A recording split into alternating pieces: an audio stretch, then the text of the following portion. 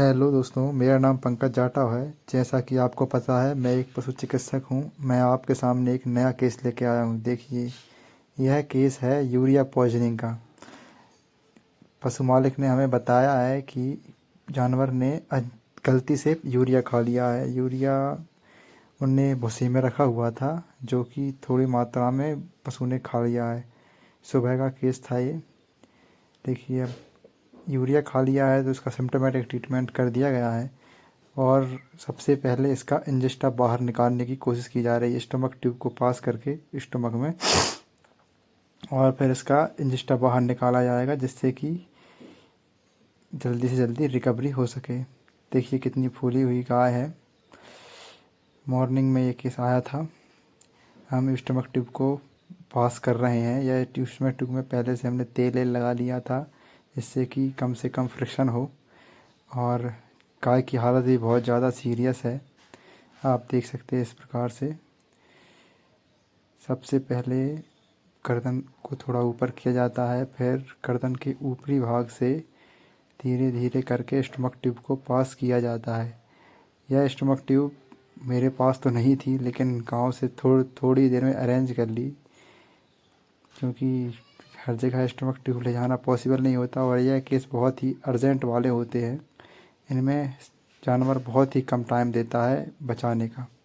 इसीलिए देखिए, stomach tube को पास करना थोड़ा डिफ़िकल्ट होता है फील्ड पे। और अभी गाय सीधी खड़ी भी नहीं है, लेटी गाय है। लेटी गाय में स्टमक ट्यूब को पास करना बहुत ही टेढ़ा और मुश्किल भरा काम होता है, जैसा कि आपको मैं बता ही रहा हूँ। देखिए, धीरे धीरे करके स्टमक ट्यूब को पास किया जा रहा है अंदर। इसने मैं आपको बताता हूँ इसकी हिस्ट्री। इसने कैसे यूरिया खा लिया था। जो यूरिया है वह भूसे में रख दिया था पशु मालिक ने। यह पशु मालिक हैं जो सर को पकड़े हुए हैं गाय के। तो धीरे धीरे करके यूरिया जो है वो भूसे में रिसता रहा। बहुत दिन हो गए और फिर आज उन्होंने गलती से जहाँ पे यूरिया की बोरी रखी हुई थी, वहीं से यूरिया को उठाया और गाय को रख दिया। मॉर्निंग में 6-1 बजे समथिंग। और गाय ने ज़्यादा भूसा नहीं खा पाया था, थोड़ा ही भूसा खा पाया था। जैसे कि समझ लीजिए 1 टब भूसा खा लिया था लगभग। और यूरिया खाते से ही पूरा बिल्कुल फूल गई गाय, लेट गई, चारों पैर फड़फड़ाने लगी। ऐसा लग रहा था इससे कि बहुत ही तकलीफ़ में है। धीरे धीरे करके बहुत ज़्यादा तकलीफ़ में थी वो। अभी उसको अपन इंजेस्टा को बाहर निकालेंगे, निकालते ही गाय खड़ी हो जाएगी। यह वीडियो बहुत लंबा है, कम से कम 1 घंटे लग गए थे इसमें। मैं आपको शॉर्ट शॉर्ट करके बता रहा हूँ। इसका इंजेस्टा कम से कम हमने 150 लीटर 150 लीटर तक बाहर निकाला था। और देखिए, मैं आपको अभी थोड़ी देर में बताऊंगा कि कैसे हमने स्टमक ट्यूब को क्लियर चेक किया। देखिए, ये स्टमक ट्यूब पास हो गई है।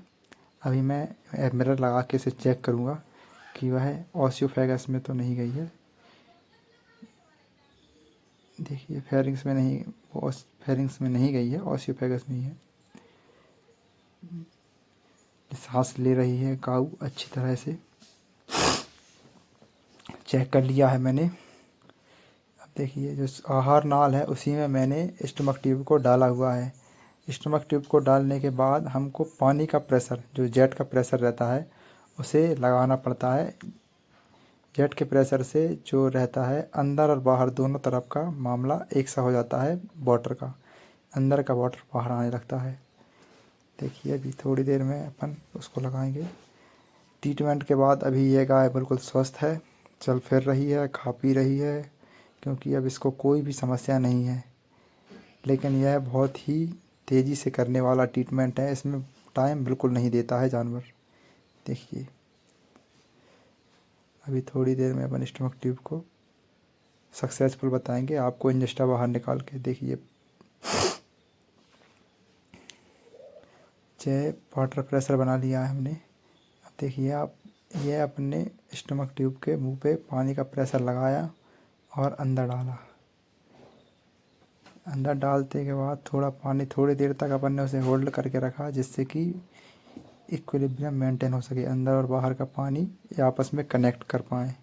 कनेक्ट होने के बाद अपने आप पानी बाहर आने लगेगा जैसे ही अपन सटक को अलग करेंगे। देखिए अभी लगा रहे हैं, ये देखिए ये अपन ने लगा दिया है।